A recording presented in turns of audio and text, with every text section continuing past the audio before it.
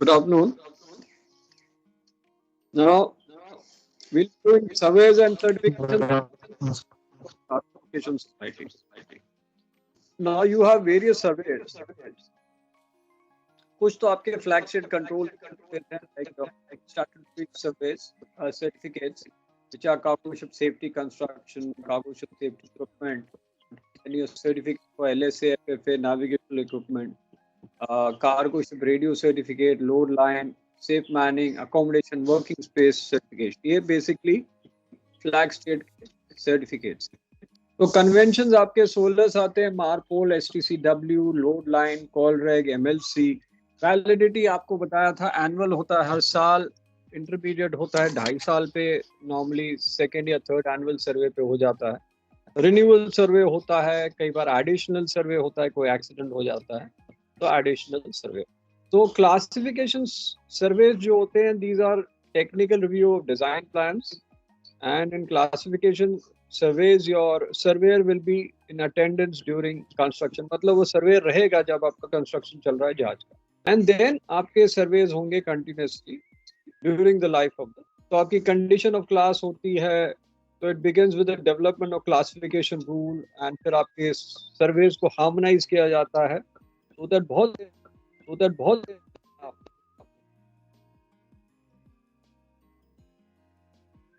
Then port state control आता है, वो चेक करता है कि आपके सर्वेज बराबर हैं as per the flag state. So it is the expression of right of the postal state to protect your country's territory from any harm. So in the end, you enhance your safety of shipping and prevent pollution. So territory from any harm. So in the end, you enhance your safety of shipping and prevent pollution.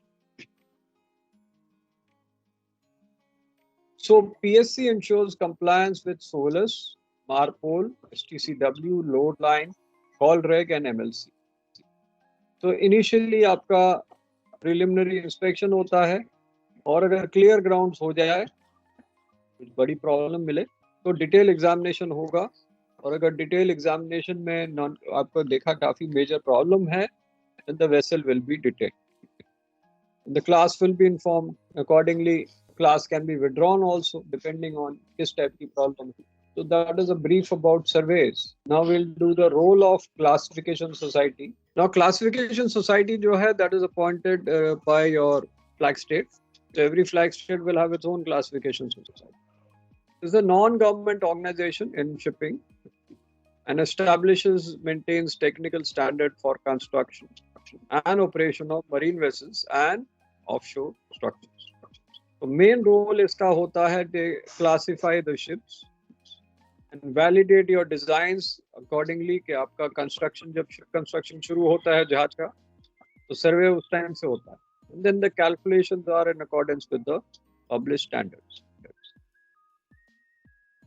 So class will do periodical survey of ships so that the vessel meets your standards of classification society.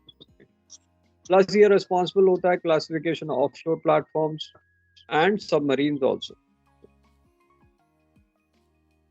अब flag state maintain करता है ship का register, under which all your ships which sail under the flag need to be registered, and classification society they are licensed by the flag state to survey and classify ships and issue the certificates on behalf of the flag state. So flag state appoint the class and the class will issue certificates on behalf of flag state. So they classify and certify marine vessels, structures on basis of structure, design and safety standards. तो इसमें classification society में आपके surveyor's आएंगे, mechanical engineer, material engineer, piping engineer, electrical engineer, जो सर्वे करेंगे, inspect करेंगे ship के all stages of development and operation, so that they maintain their design, component and machinery. Plus उसको मेंटेन करने के लिए periodical surveys होंगे. अब इसमें इंस्पेक्शन ऑफ इंजन होगा, शिपबोर्ड पंप्स होगा, वाइटल मशीन्स होगा, और ऑफशोर स्ट्रक्चर उनके अलग से टेस्ट चेकिंग होगी, oil rig, submarine, marine structure. ये सारे क्लासिफिकेशन सोसाइटी चेक करती है. So nowadays there are more than 50 classification societies, but only 12 जो हैं they are well recognized classification society and they are member of International Association of Classification Society. Only 12 classification society की member. So ये International Association of Classification Society IACS was founded in Hamburg, Germany on 11 September 1968, and they cover more than 90% of the ships, the world's tonnage for cargo. तो बाकी 10% जो है वो छोटी मोटी classification society वो करती है. तो वो छोटी मोटी classification society are actually with the black listed black states. वो उस टाइप की क्लासिफिकेशन सोसाइटी रखती हैं जो उनका काम करवा दे आराम से. अदरवाइज जो 12 वाली हैं दे आर स्ट्रिक्ट. तो IACS international association of classification society ये प्रोवाइड करता है गाइडेंस, टेक्निकल सपोर्ट और रेगुलेशन डेवलप करता है for member states of IMO, जिसके आधार पे these 12 classification society will work. So once adopted, these interpretations are applied to each IAS member society when they certify the various vessels on behalf of flag state. तो ये 12 member जो हैं, एक तो ABS है, American Bureau of Shipping, BV है, Bureau Veritas, CCS है, China Classification Society, CRS है, Croatian Register of Shipping. 2 classification society merge कर गई हैं, DNV और GL. तो अब आता है DNV-GL. तो both the classification society are merge into one.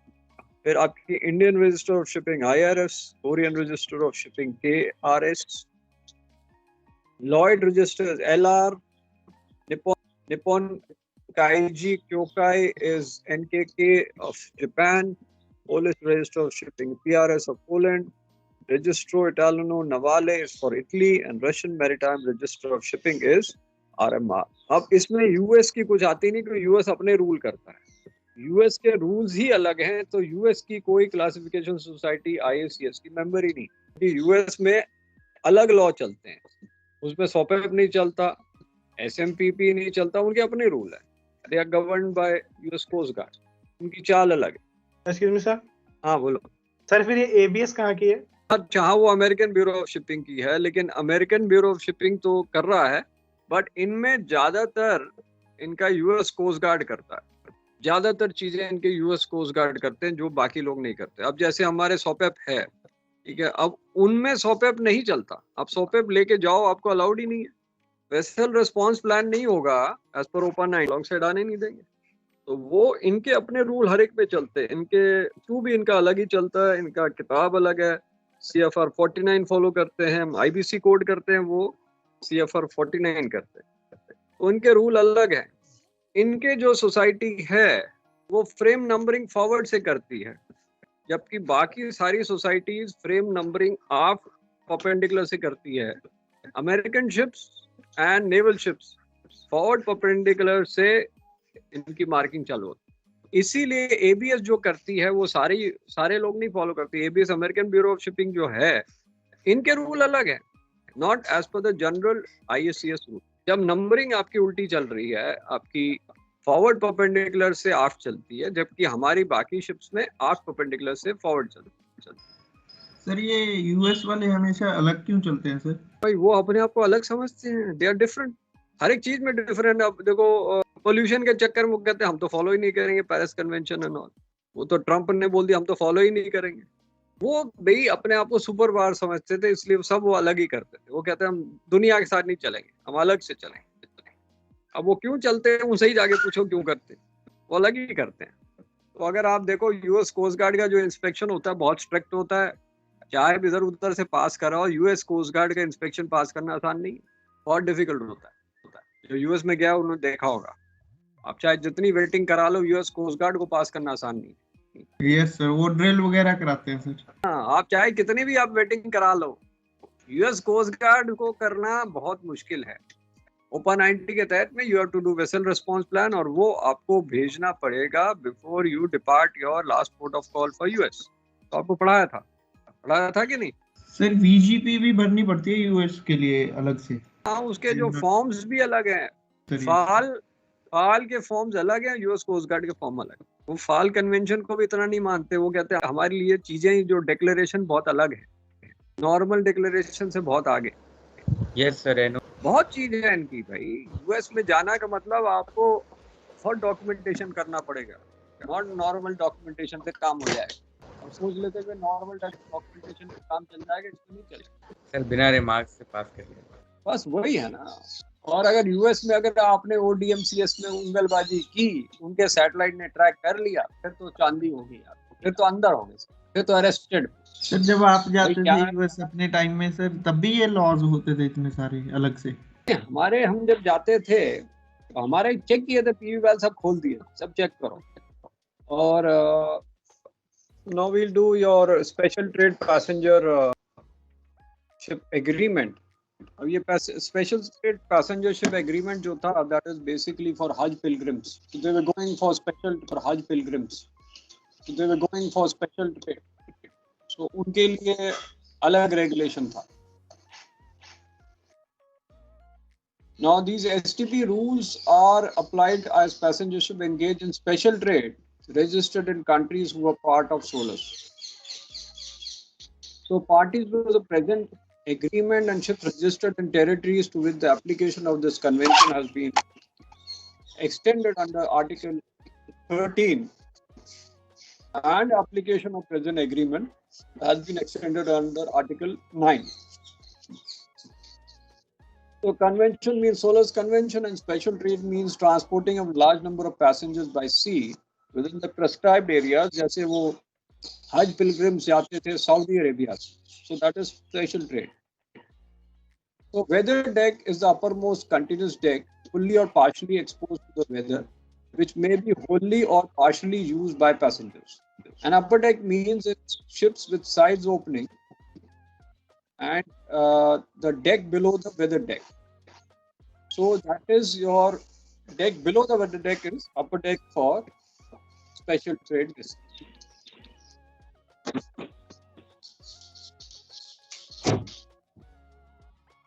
Now the passenger here means the passenger carried in special trade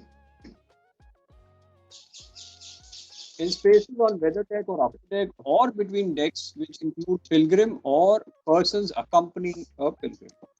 जो उनके साथ जाते हैं. A special trade passenger ship means a mechanically propelled ship carrying more than 30 special trade passengers. Then your issuance of certificate is a certificate called special trade passenger ship space certificate, which shall be issued after inspection and survey of special trade passenger ships, which complies with applications required by the rules. So the certificate shall be issued for a period not more than 12 months. Because जो भी certificate यहाँ issue होता है passenger ships पे 12 महीने का ही होता है. Any certificate, all are of 12 months. And the certificate issued on the rules or a certified copy इसको prominent accessible place पे लगाना पड़ता है.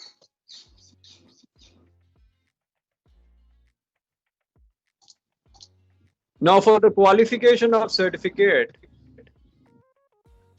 if in the course of a particular voyage of ship has been on board a number of persons are less than total number,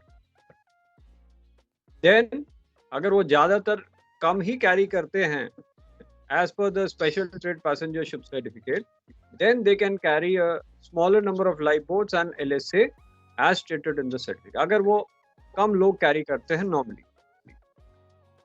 And then annex must be issued by the administration in this regard. Now for carriage of dangerous goods, special trade passenger vessels shall not carry dangerous goods, and ships to which the agreement applies should compare with the international health regulations. So IHR are international health regulations, जिसके behalf पे they have to see that इनके sanitary rules और इनकी checking बराबर हो health की. So that was in short of passenger special trade passenger agreement. और कुछ बचा हुआ है, क्लासिफिकेशन होगी maritime law, maritime labour convention, maritime law कर देते हैं, चलो छोटा सा है टॉपिक। देन टनेज करते हैं, हाँ टनेज करना है जरूरी, तो will gross tonnage net tonnage करेंगे। So law is a rule of conduct established and enforced by the authority, and rules established by governing authority to institute and maintain orderly coexistence. So maritime law is a system of law regulating the relation between the sovereign states and the rights and duties with respect to each. So इसको कहते हैं admiralty law. So maritime law is based partly on general accepted customary rules developed over many years, partly on statute law enacted by the countries and states. Because of safety, protection of marine environment and conditions of employment. ये सब इसमें आता है। So इसमें basically main international convention आता है. And international convention agreements is intended to provide uniform practice internationally. The convention, it's a treaty between the states which have agreed to be bound by and apply the principles contained in the convention where the sphere of jurisdiction, and then they have to implement the convention, has to enact national legislation, enforce the provisions, and make it mandatory. The convention was mandatory, state will make in their area. So recommendations which are not internationally binding may be implemented by the state for which your ships flying its flag are there. So कौन से आपके originator convention के आगे एक IMO है, ILO है, comet maritime international France का है, यूनाइटेड नेशंस है, ये सब पार्ट हैं आपके international conventions, IMO, ILO, CMI and United Nations. अब हम करते हैं tonnage and then net tonnage. International voyage means a sea voyage from country to which your present convention applies to a port outside such country, or conversely, and for this purpose, every territory for the international relations with which your contracting government is responsible or administering authority is regarded as separate. Gross tonnage means a measure of overall size of the ship. So basically, entire vessel का size लिया जाता है gross tonnage में। इसमें अब formula आ गया है, K1 into V वो बताऊंगा। एंड नेट टनेज में it is a measure of cargo carrying capacity. तो cargo carrying capacity is net tonnage, इसका भी फॉर्मूला है वो बताएंगे। तो न्यू शिप एग्जिस्टिंग शिप जब का उसका कील लगा as per the convention, so present convention applies to new ships, existing ships, and if the existing ship, if the owner so request, all existing ships 12 years after the date of which convention comes. Now tonnage certificate जो 69 का है will be issued to all ships. Gross and net tonnage will be determined. Any alteration in construction or use of spaces can lead to cancellation of international tonnage. ये आपका international tonnage certificate है, and you cannot alter things without informing. The ship flying flag of the state, government of which contracting is subject to inspection within ports of contracting governments, and for this purpose, they'll be provided international tonnage certificate. Main characteristics will be corresponding to the data given in the certificate. So tonnage measurement जो है उसमें gross tonnage and net tonnage आ जाता है, but that has nothing to do with your dead weight. Because gross tonnage के बीच में आपका सारे gross tonnage के बेसिस पे आपके सारे मार्केट के कन्वेंशन हो रहे हैं, इसके बेसिस पे लाइट यूज दिया जा रहा है, इसके बेसिस पे आपके पोर्ट यूज दिए जा रहे हैं, so that is all basis of gross tonnage and net. So tonnage is measured by national rules and only and on the relevant certificate required by Solus and Marpol together with explanatory notes. अभी मैं आपको gross tonnage net tonnage detail में कराता हूँ।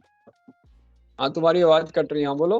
हाँ कुछ बोल रहे थे, बोलो। सर्टिफिकेट होता है ये तो लाइफ टाइम वैलिड होगा जब तक शिप रहता होगा। तो उसमें कैंसिल हो जाएगा अगर आपका वैलिडिटी, अगर सपोज आपका, क्योंकि इसमें क्या है कि 5 साल का चक्कर है कि वो मैं चेक कर लेता हूँ वैलिडिटी ऑफ सर्टिफिकेट, या आई थिंक लाइफ टाइम होना चाहिए। Let me check out, just check out, क्योंकि ज्यादातर सर्टिफिकेट 5 इयर्स के होते हैं जिसमें पीरियोडिकल सर्वे होता है, और वो लोड लाइन सर्टिफिकेट का सर्टिफिकेट जो होता है वो तो दे दिया तो हो गया, कैलकुलेशन हो गई। अब उसकी वैलिडिटी मैं जरा 1 मिनट चेक करके बता रहा हूँ।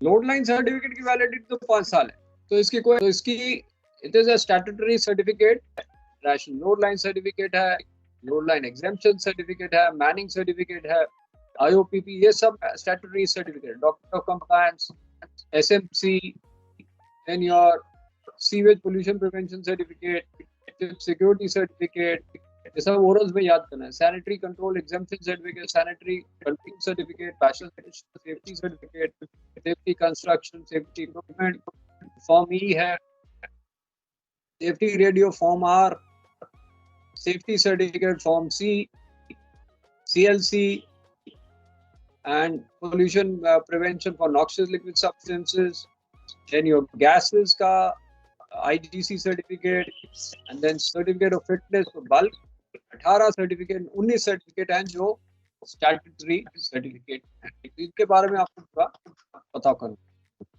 Now we will be doing your gross tonnage and net tonnage. तो gross tonnage basically is dimensionless, इसका कोई डायमेंशन नहीं है, हम ये नहीं कहेंगे टन है, because it's basically internal volume, so it is not to be confused with your dead weight or displacement, because दोनों टन, बट ये कोई टन नहीं है, इट्स अ डायमेंशनलेस इंडेक्स। सो पहले आपका ग्रॉस रजिस्टर्ड टनेज था, जिसमें 100 क्यूबिक फीट को लेते थे 1 टन वॉल्यूम के बेस पे, बट अब तो उन्होंने वो चेंज करके फॉर्मूला लिया। तो gross tonnage is K into V, इसको लगा के इन्होंने फॉर्मूला निकाला, ये आपका ग्रॉस टनेज आ जाता है। P into K और K into V जो भी लो, that is gross tonnage.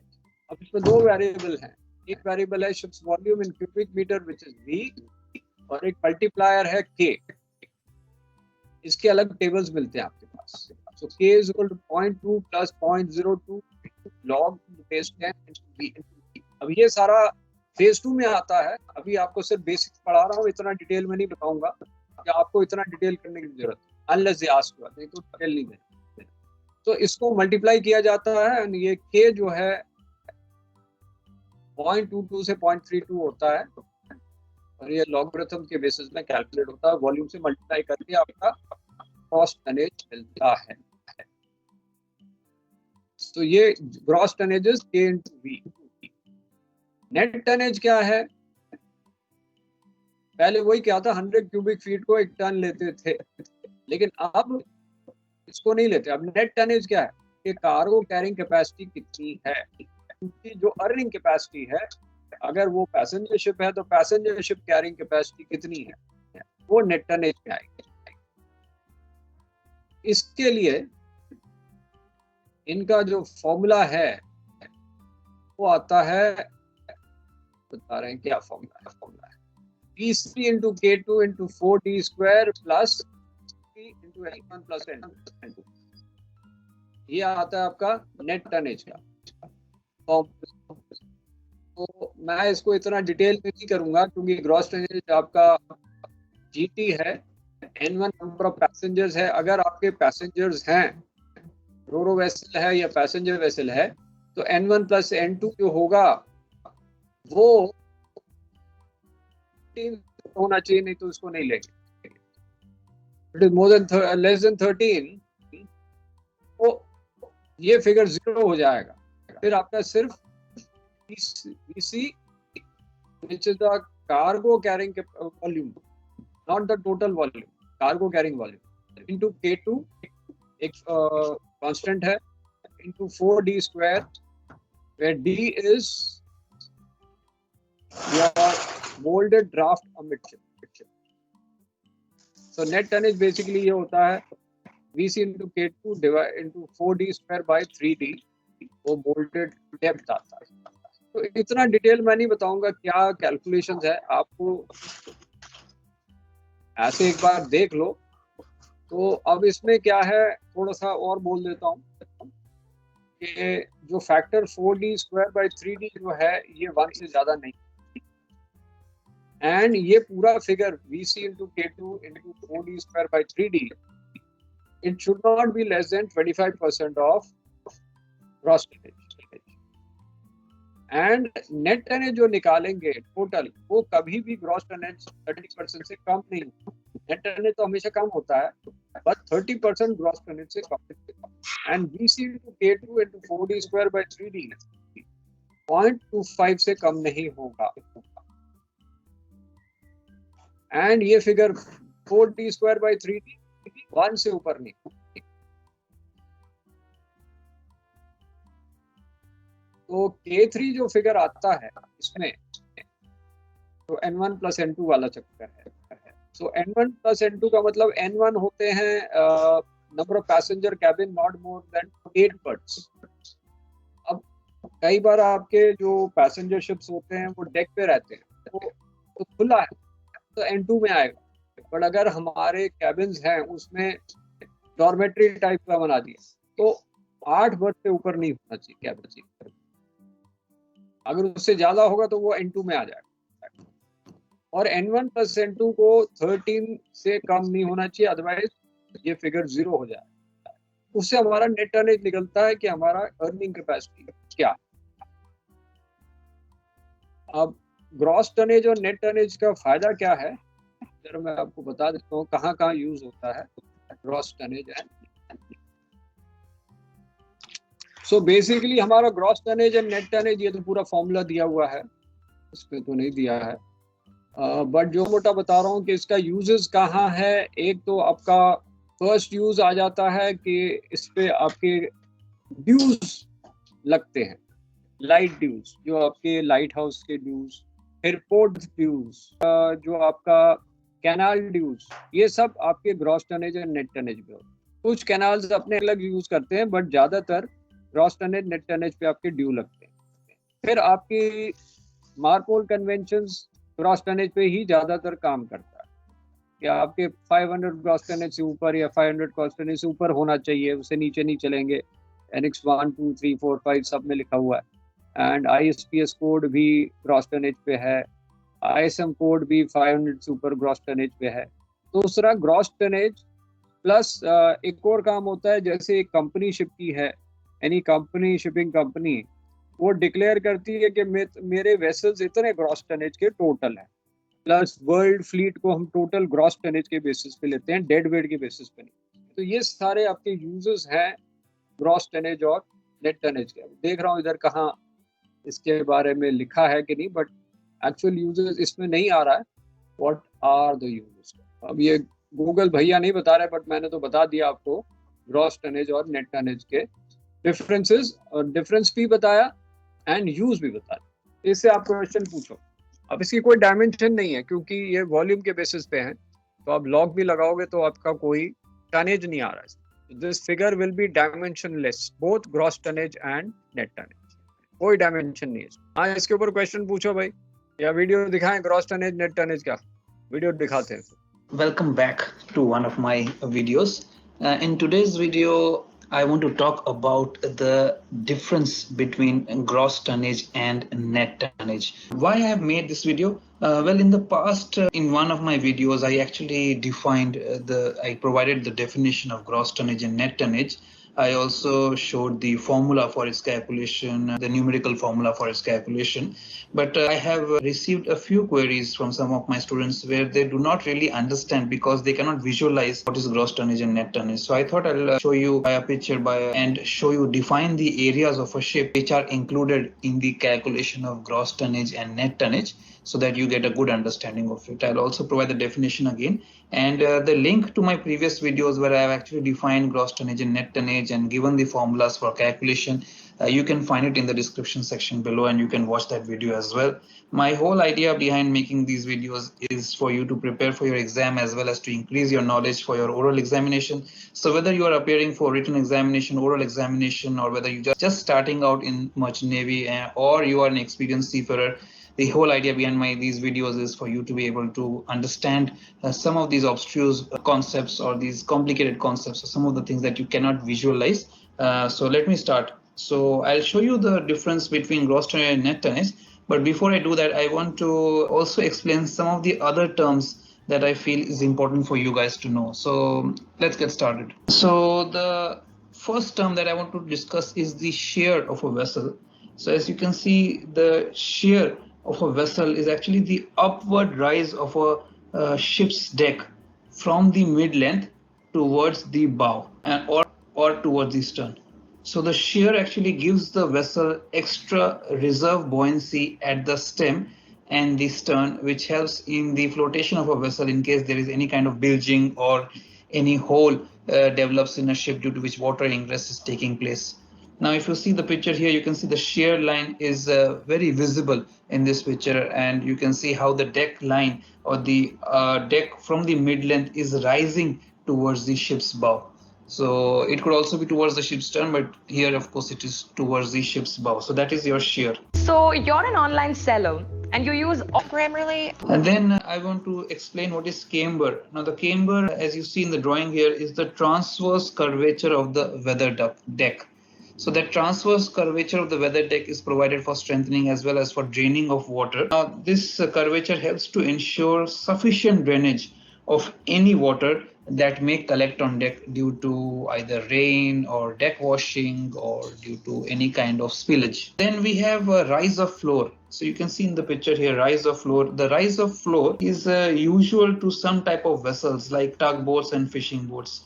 Now this is the upward deviation from the baseline of the lower edges of the floors from the keel towards the bilges in order to collect the water inside the hull near the center line for easy pumping. Alright, so as the water gets collected in these areas, you can easily pump it out. So this was used in all ships, but out of fashion in large ships today. This is not so prevalent in modern day ships, but it used to be very prevalent in the olden day ships.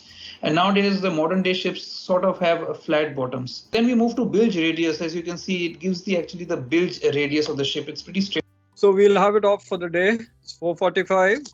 So you all can relax, right? So we'll continue. Law is finished, so we'll be starting with risk assessment of safety, and we'll continue with your ship construction, propellers in the next lectures. The next lecture we'll do risk assessment.